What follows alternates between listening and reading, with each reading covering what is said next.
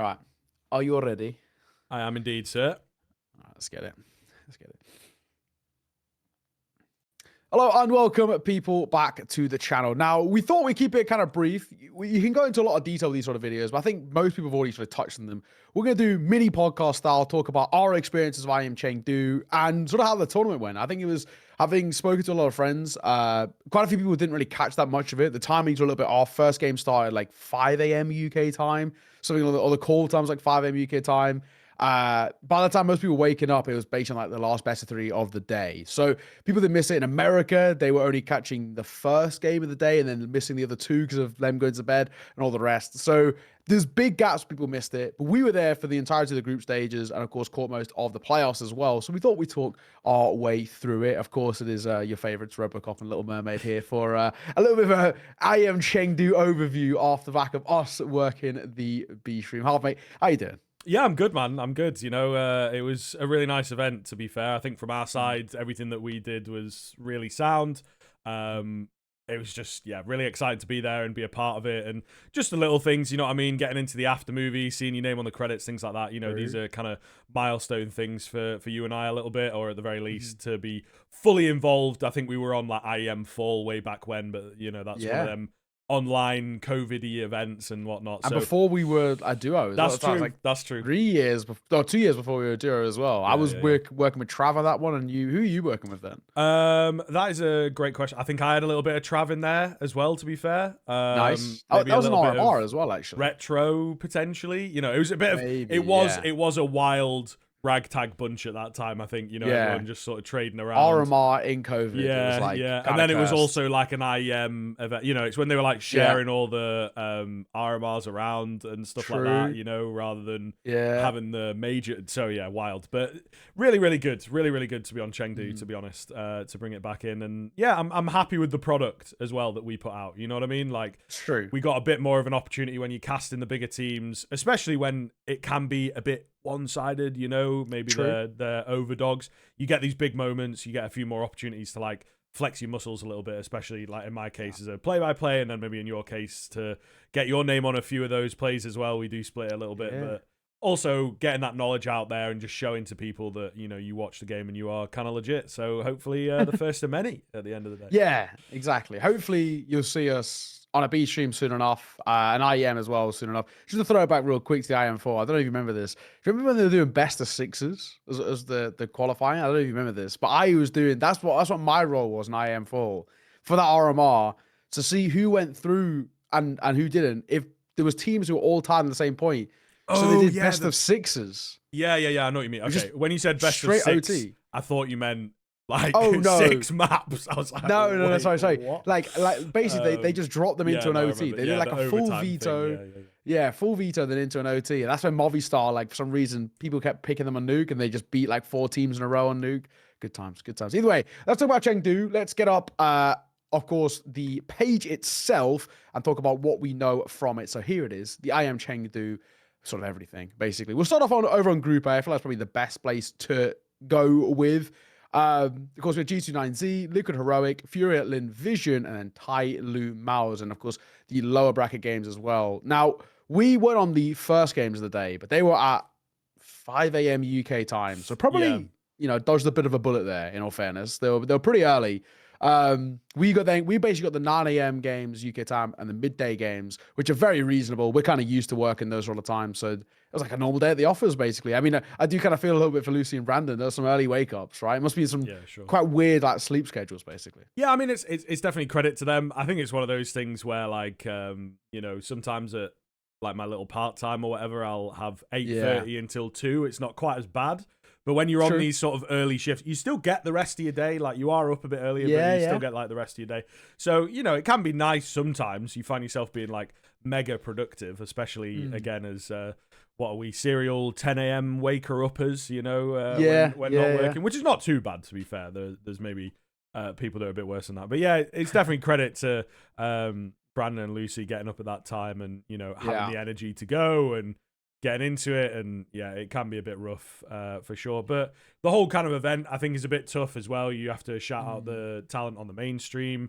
because they were obviously jet lagged. A lot of them had just been at the major. So, Yeah. That's also a different kind of beast. And then I suppose the same applies to the players as well, actually.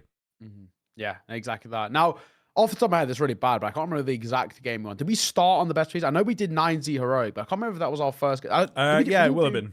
Yeah, it will have been. Yeah, so we actually didn't do any best of ones, right? Yeah, we went straight into the best of threes. And our first one was 9Z Heroic.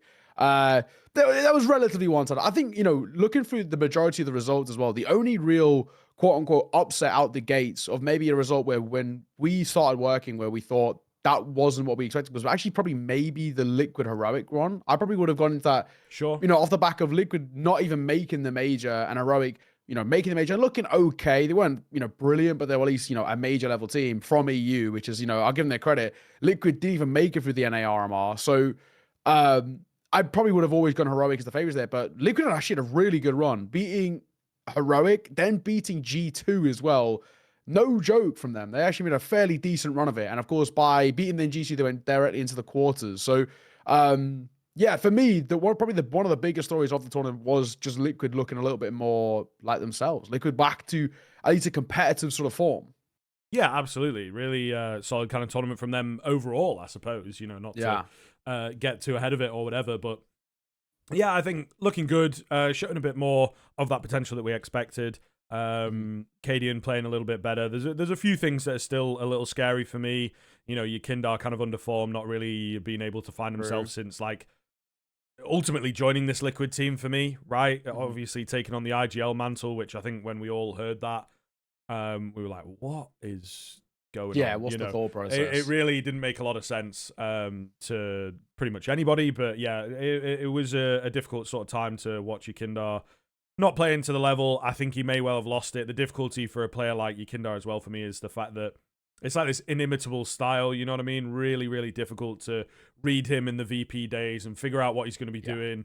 Very versatile player, very unique way of approaching the game and approaching fights. And I just think that that's kind of been figured out a little bit now. And they've done enough work on him across the board.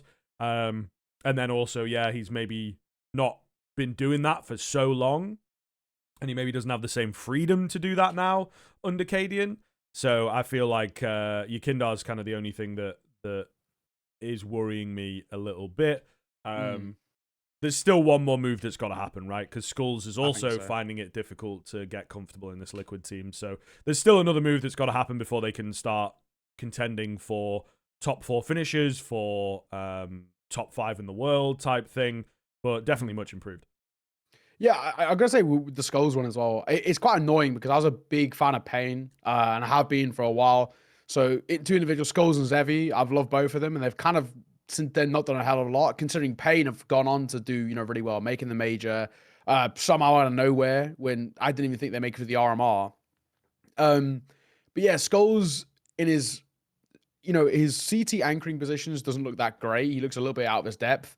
And then on the T side as well, looks lost. I don't know whether that's down to him individually, maybe trying to do a little bit too much, or Cadian not micromanaging him enough, or I don't know what it is, but at the moment, he does look a bit out of his depth for a player who shouldn't be, in terms of his ability, actually is quite talented. I mean, from what I've seen of the lands I've done with him, he looks very, very confident. He just doesn't seem very confident anymore.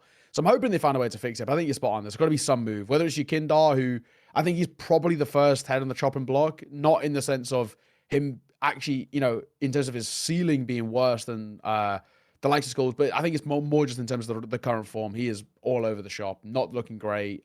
T-sides have been lackluster from him, somebody who's meant to be one of the most, prevalent entries going. And I think now with kind of Twist back in this team, the combination of Twist and Naf being so good at the moment, it means he loses a lot of his kind of, I guess, favor, maybe whether it's positions on the CT side or whatever it is, but things aren't looking good for Yekindar. So I think probably he'd be the one for me. But still, a decent run, right? Beat G2 2-1. They lost to Mouse, fair enough. I think Mouse at the moment are a really solid team. Obviously, they went on to end up being in the grand final, but the form that we've seen out of Mouse recently has been incredible for this group of youngsters. And we'll kind of come on them a little, to touch on them in a little bit as well. And then for Liquid, even taking a map off FaZe in that matchup in the quarters, pretty good stuff, right? This is a FaZe side who were a little bit up and down throughout the tournament, but ended up obviously being the champions, winning it all overall. So I think for Liquid, from what was a lackluster RMR cycle, they've obviously done a hell of a lot of work since.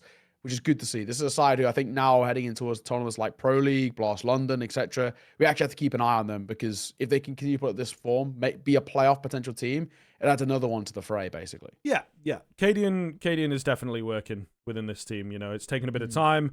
There may well have been some issues with Bayern. They've obviously had a big revisit, and you have so much experience, obviously, but what the word that I'm looking for, kind of resilience, I think, within this team, because you have Cadian, who's had this like really difficult career. He was pro, and then he was like talent for a bit, and then he was back to pro, and then obviously it was a bit weird, the fallout of Heroic. They didn't quite know what was going on there, and even though he's not part of the project anymore, he's probably a bit sad to see what's happened, that he got removed, and then the Danish team kind of died off completely and whatnot. And then I think Twist and Naf as well have had many moves and many ups and downs. Obviously, Twist being the most decorated NA player and probably the best NA player of all time. Naf as well, I think, is just wild that this guy has remained so consistent with his performances despite all these changes around him in leadership, in coaching, in the ability of the team. They were once the top team in the world, I suppose, stayed there for a little bit. So I think that they have a lot of resilience here. So I think that they're able to rebuild, and they have a lot of experience between the three of those players in terms of, okay, what's going wrong? How do we fix it? How do we buy into this project? And, I don't think there's going to be a lot of checkout coming after losing out in the NARMR, not making the major. It's more going to spur them on. So still excited for what's going to happen here. I don't know, though. It's tough. Are they back to being the top team in NA? I'm not really sure, to be honest with you. You know what I mean? I think Complexity for me are still more solid. That's about all I've got to say on Liquid. I don't know if you want to move on or if you've got anything else to add. Yeah, let's move on. Let's carry on with another high note as well. And I'm going to go over towards Group B for this one. Astralis. The big question mark, and a lot of people online preying on the downfall, right? Device takes the mantle of IGL. A lot of people, I'm not even gonna say myself included, because I didn't really know. I really didn't have it. I wasn't really. I'm not a Device hater. Okay. I don't really like Astralis the organization, but I actually like Device a lot. As the IGL, I thought originally when it happened, so the only thing I hated, right, about the whole thing was the whole like PR shtick at the HTV live show. That was hella cringe, especially being there in person. It was really cringe. You just knew it was just like some PR thing. I think Richard Lewis touched on it very, very well. He did a really good video on it. Worth watching. How it's just like, it's just annoying, right? Just be honest, right? And the only good bit about the entire thing, the only thing that felt kind of like, where we got to see a bit of personality was when Device accidentally said stabby. And it was like, wee! Like, it was like, it was funny. That was the only time we saw personality. The rest of it was like a robot. However, speaking of the IGL, there was definitely a lot of people questioning it. And I think rightfully so, because it's not that Blame F is specifically a good IGL. It's that we've never seen what Device is like as an IGL. It's a big step up. It's a big change. And for this team as well, AWPing IGL, basically bar fallen. We don't love it. Yes, KD has moments, but it really does affect his performance at times, as we saw at the RMRs with Liquid. I've never really loved AWPing IGLs all that much, just in the sense that I really think having a weakened AWPer can be a little rough. Device comes in, takes over the mantle. First game's 13-2 against Steel Helmet, whatever. Steel Helmet. They're like not even like a top 5 team in their own region. Yeah, literally. On like TV, they're like not even ranked. Like, well, they are now, but they weren't. They are now, yeah, exactly. But I mean, I could list off like 1,000,001 Asian teams that I'd rather have at the tournament than Steel Helmet. But obviously, it was a last minute thing. It was Monty couldn't get visas. Fair enough. I mean, if I'm right in saying, from what I read, 3 out of the 5 of Steel Helmet lived in Chengdu, so they're literally around the corner. So it's a it was like thing for sure. Exactly. Whatever. There's guys some hometown fans as well. I think if you're going to replace them with anyone, it should be someone who's a bit of fun, that maybe younger fans in China have not had chance to see these guys play a decent kind of level. And just throwing it out there as well. Captain Mo, not really the greatest of players, but like a bit of a local legend. He's been around for a hot minute. Like it was kind of cool to see them. Anyway, 13-2 Astralis. We don't really care about that result. It's the 2-0 over FaZe which we care about. 13-7, 13-4. That was the first thing where we were like, damn, these guys are back. Device But as you can see here, 1.42 rating, unbelievable. Stout for 1.52. He looked back and comfortable, which we didn't see at the RMR cycle out of Astralis. This was a really positive showing. And this is a really good sign now. If Astralis can become, once again, a playoff team with device calling and everybody looking comfortable, Bro had his moments, I give him his credit. Stout and Yabi both stepped up hugely. I mean, time and time again, when things are looking rough, they stepped up. And Stare, Device keeps singing this guy's praises. We've obviously covered him a bit in tier 2, but man, Astralis, if this is a thing for the future, I'm so happy for it. Yeah, I think there's two things for me. Well, there's kind of three. Two serious things and one less serious, right? So I'll go with the two serious ones to begin with. I think that maybe a lot of people are scared of what Device is going to bring in a way. They don't quite know what to expect. And then it might also be a case of, they've not really seen it. There's no tape on IGL Device. So that's one thing to consider. I think very easy to just breeze over that point. You know what I'm talking about, right? It's a change. It's a bit of honeymoon and stuff like this. It can be difficult to read a team that ultimately has nothing to read, So, that's one point I think that we have to bear in mind. The second one that I think is much bigger and that could affect them into the future and whether this keeps up, whether this kind of form and performance keeps up, is the fact that it just looks like there's so much more buy-in from the rest of the team, the energy and the belief in these players, listening, selling it a bit more, I think that they are behind Device, to be honest. Whereas especially when Stan and Yabi came in, I think there was an energy of like they already had a pre-existing opinion on Blame F, interested to see what it's like to play under him, maybe a little bit more there for the fact that it's Astralis, and obviously they wanted this change. They want to play with Device. They didn't believe in Cadian anymore, whatever the politics is behind them leaving Heroic. And then I think maybe something similar has happened into Astralis, which I think is actually another interesting conversation we'll probably never hear about because Astralis is going to be way better at locking things like that down.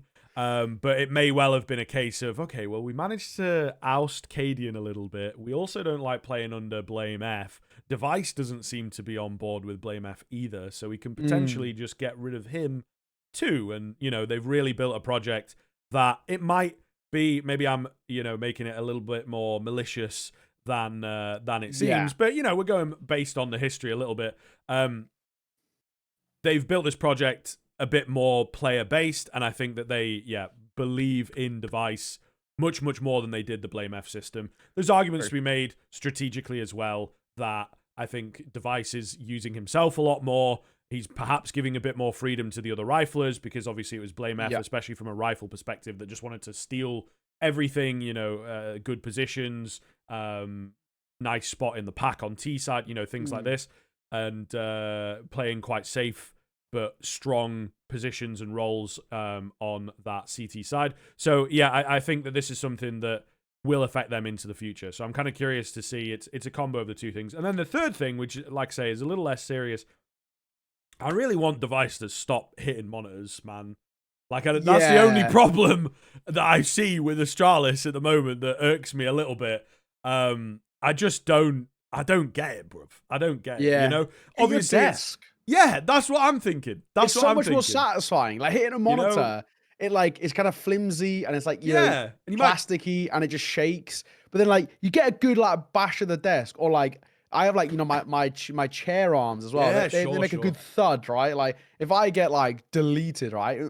Good old thud, you're like, okay, sick. But, what are you, first of all, the second you hit the monitor, you've, obviously set it up with your height and everything and, which way you want it facing. Then you got to spend, 30 seconds getting it back in place. You just look like an idiot. Just hit your desk. It's fine. And we're all sat here. If you break that monitor, we're all sat here, waiting. That's 30 minutes. And, but I don't know. What is the policy on that? That's kind of what I'm interested in. Obviously, he'll get fined. Obviously, he's not broken it. But just giving it a smack, it might do I don't a little think he gets bit of fined for that. Damage. From my understanding, unless it breaks. Sportsmanlike conduct, I feel like he maybe should. I feel like he maybe should, mate. Where's the commissioner when you need him? But it was actually a big discourse. A lot of people were talking about it. It was a weirdly, there's a couple of tweets that really blew up because of it. I think Trav did one saying what are you doing, essentially. Another guy called Hayes did one as well, which absolutely blew up as well. And it had all these low-key kind of weird Device fans in the comments getting proper Larry about it. Yeah, but it's I like don't know. I saw all these It's people so being weird. like, oh, you've never played in competition, high end competition. But it's like, football for us, right, would be the biggest sort of parallel here, sports wise. And it's kind of just like taking the ball after, I don't know, you've just been fouled and you were like on goal, something like that, Just whatever. leathering Yeah, it. and just kicking it out of the arena or something, or attempting Yeah. to. He's not broken the monitors, but something like that, Yeah. or just it does happen sometimes. Wasting, To be fair, yeah, like time wasting, throwing the ball away. And so even when there's a player like right next to you, you know what I mean, that kind of thing, when you've been caught offside or whatever. So it happens a little bit, but I feel like he's one of the only players that sort of does that. And then it's really weird as well because you can see someone uploaded like clips of him doing it, right? You can see the cogs in his mind sort of whirring a little bit, that he's like, he really wants to lash out on the monitor. And then he kind of stops for a second. He's like, I'm going to hit the monitor, but I shouldn't hit it hard because I don't want to break it. Yeah, he pulls back. Yeah, you can just see it. And then he's like, but I'm still going to commit. And it's like in that second of thinking and making the decision and the moral dilemma, just smack your desk or your chair, like you said, I don't know, man. Desk's probably so much more satisfying. I guess the only other like downsides is if you smack your desk and like, the guy next to you like shakes their aim, that'd be kind of funny. But like, and we don't know because I've never sat at one. I don't know if they're like all connected, and then the connections in between might be a little bit brittle. You know what I mean? So if you get it in the right spot, then you're gonna bring the whole desk down, which would be embarrassing. Anyway, sorry, I'm just completely sidetracked. I just wanted to mention that because it does annoy me. A good showing out of them. I think even though we now know what's happened with VP, I still think actually a good win over VP as well. That like VP, even with Mia, were actually quite a difficult team to break down. They've always been quite hard to just play against, just because we know how they just slow the game down to like a bit of a grinding halt, and a lot of teams do struggle against them. But Astralis really didn't. They didn't show them any respect.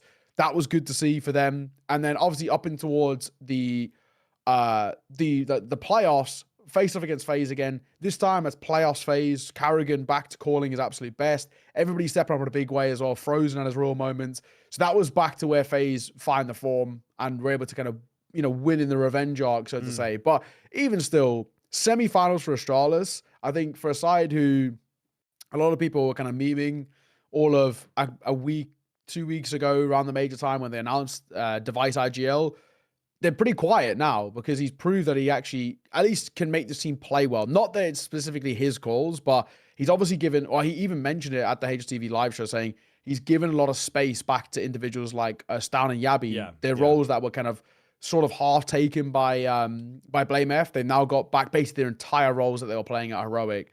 So they're now comfortable. This is good, right? Having basically two of your most important rifles comfortable, your two big name signings back in the roles that make them big name players is exactly what you want to see. So good to them. Let's touch on a downer though. Let's go back over towards Group B, a downer. Okay. Cloud9. Yeah. Woo.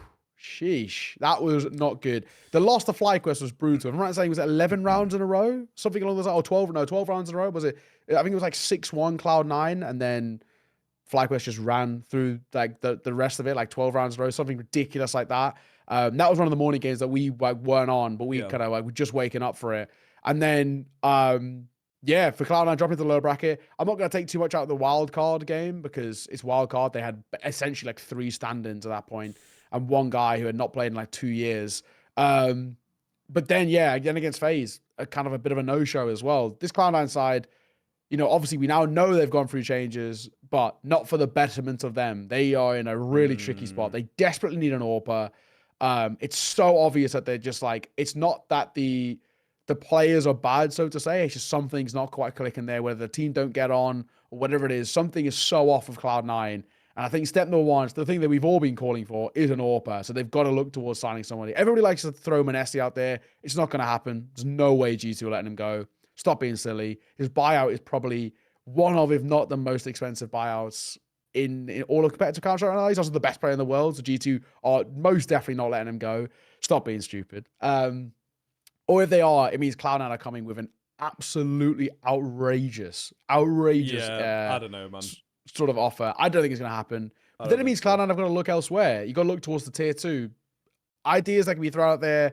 A lot of people have been throwing out Zorte. I'm not a huge fan of that one. I think he isn't ready for tier 1 right now. The only player that I think slots in comfortably in my mind is probably Deco from Aurora. Yeah, sure. Only problem is apparently Vibes, man. Yeah, like apparently he's so difficult. He's such a difficult player. The team already has problems. I think as well, one of Yeah. the big things with the Muncie conversation is like, even if they do have the money or whatever, and again, Cloud9 as like an NA org, they've got interest in other games. I don't think that they are going to splurge like that, because for two reasons: it'll be a lot of money that he's up for, and B,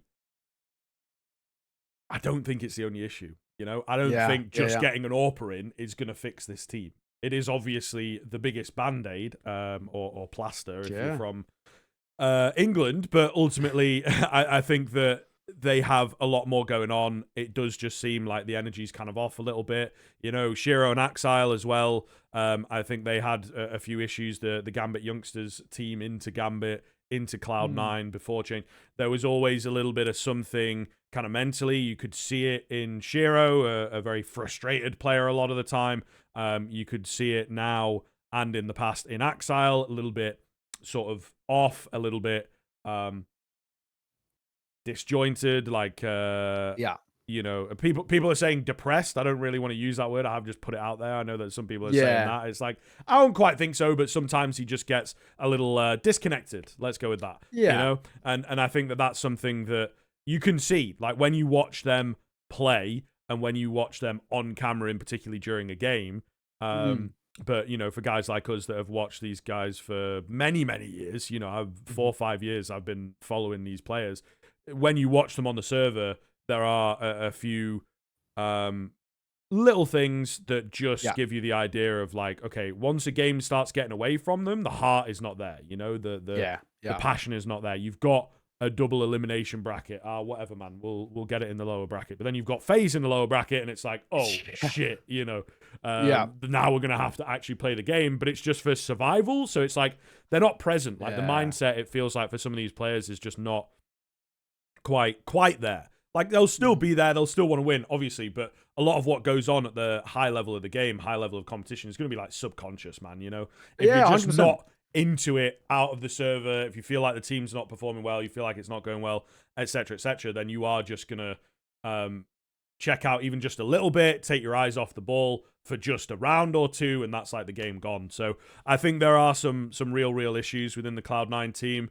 Perfecto, you know, doesn't really look to be putting up numbers for me in these types of games. Again, I'm not going to bring the rumor mill into it, but he doesn't seem to be fantastic either.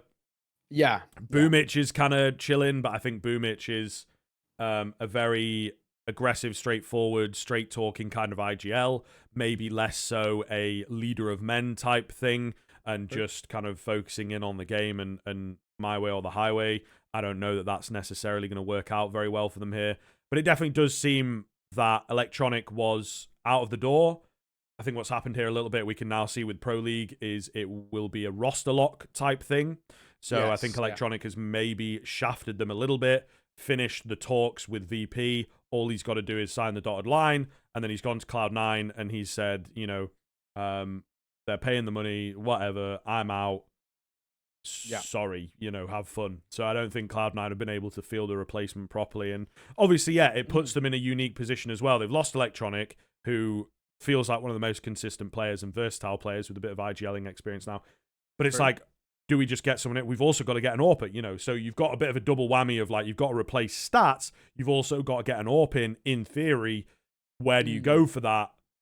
Etc., etc. So it's a really difficult sort of look for Cloud9. I think for me, that is probably what has happened here. Is like the team is on a downward trajectory. Axile's towards, you know, the bottom end of the scoreboard, which is really not what we expect from him. So maybe as well, maybe Cloud9 management are looking at this and going, okay, this is potentially an opportunity for us to weed out a couple of these players. Like Boomich still believes Hobbit is still nice and consistent and a role player, and, you know, no complaints from him, does the interviews, lovely stuff, right? He seems to be very, very content here, but maybe not quite vocal enough to shut down some of the other personalities.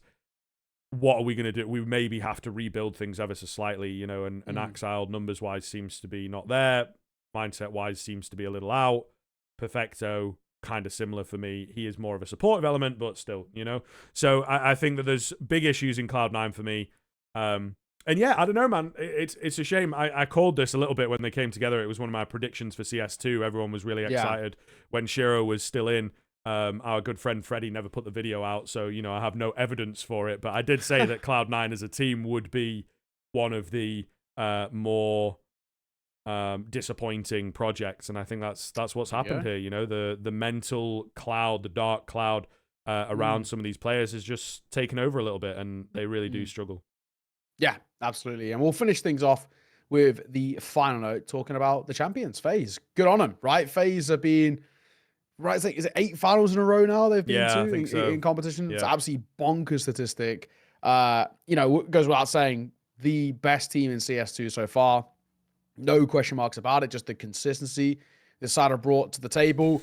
And all things considered, a really good run out of them. Required all the maps all the games, I say, in the playoffs, taking Liquid 2-1. We kind of spoke about that a little bit earlier. Very good performance out of them. They set up in a big way. Again, Brokey putting up the numbers, as we've seen with him getting that MVP. Then the revenge arc against Astralis. That's a really cool game coming out of them. Astralis didn't really show up as much, it has to be said. I think they looked a little bit on the back foot, and I think Carrigan probably figured them out. And that because of that, they really didn't have maybe the structure in place to try and find a way back into that game. Yes, they got a map, but all things considered, I think FaZe had always felt like they had a grasp on that semifinals. And then the grand finals, you hate to say it, right? When it comes down to it, MOUZ, it's their formidable foe. The only team that seems to be, you know, the one that can really get a grasp on MOUZ at the moment. And FaZe, they decimated them, especially that second map. It was actually a really quick final. And this throws out one point I want to talk about, just tournaments in general. Obviously, it's not our decision, but we're allowed to voice an opinion. I think now that we're in MR12, IEMs should be best of fives. They really should, because a grand final that's like under 2 hours, it doesn't really feel like it was a cool final. It's a really cool tournament, but I really wish it was like a best of 5.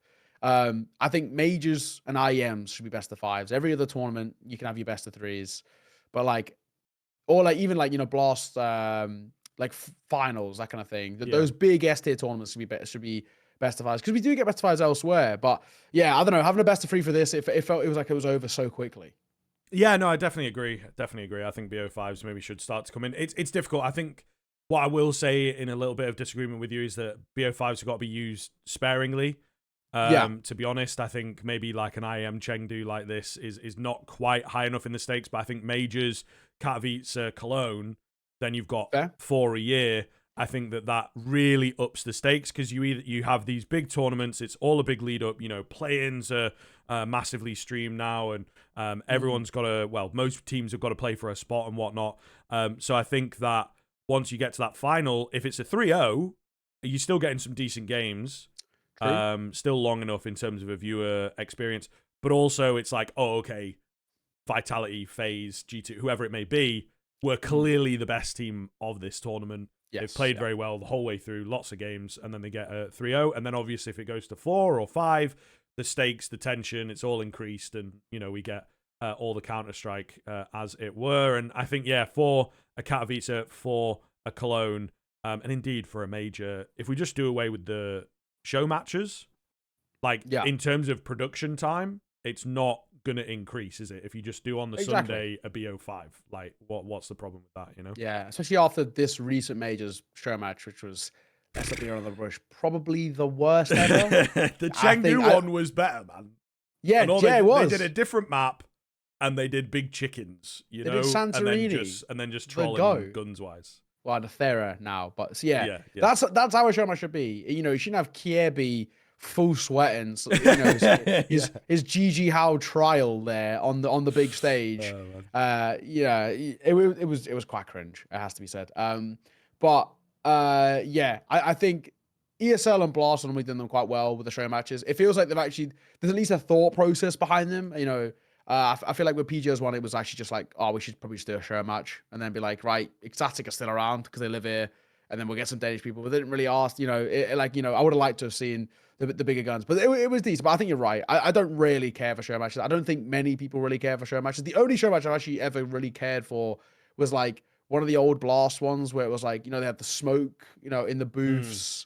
and like blindfold and that kind of thing. Those are quite funny. Yeah. But like they obviously, I think they're quite difficult to code. And if I'm right in saying, kind of can't really do them in CS2 right now. So it's probably at the moment, it's probably not even worthwhile doing a show match. Nobody really cares. We'd much rather see a big best of 5 grand final than a show match in a best of 3, is my opinion. But as you got any finishing remarks, that's basically Chengdu for us. It was actually a pleasure to work it. It was really good fun. Share about some of the technical issues. Hopefully next time you don't see those. We didn't see those, so the cars were very clean our side, which is really annoying. So some of these moments as well, we finish, we're like, oh, that was sick, man, that was sick. Go back and you're talking over me, yeah, and then exactly. I'm underwater talking in a bottle. Yeah, I'm Jarvis. What are you gonna do? Spider-Man's helmet. Not Spider-Man. Iron Man's helmet. Iron Man. Yeah. Yeah. I mean, it unfortunately happens. I think again, we can't even really speak to it all that much, to be fair. But I think just the fact that there were many different places that production were coming from were obviously remote, and then studios in one spot, and then obviously over in Chengdu, not done it for a while. Infrastructure going to be very different from Europe, for example, where we get most of our events and things. So, it does unfortunately happen. But I think, we'll get through it. They'll figure it out. You know what I mean? So by the time that we're there next year, it should hopefully be a bit cleaner. But yeah, I'm agreeing with you. Very, very solid, sort of, like I said earlier, product from yourself and I. Some nice moments. It's really nice to, get those big spots that feel like they have stakes. You can really get into the game. Yeah.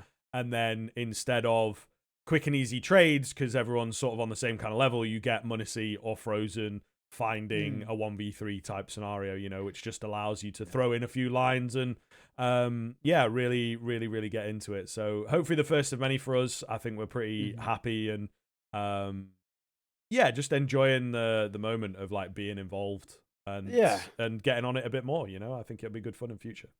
Exactly. Hopefully you see us on an IEM or a B stream or something. Even a LAN. We wouldn't say no to one of those. I'll tell you that for free. Either way, ladies and gents, we're going to say goodbye. Thank you for watching. It's been a pleasure.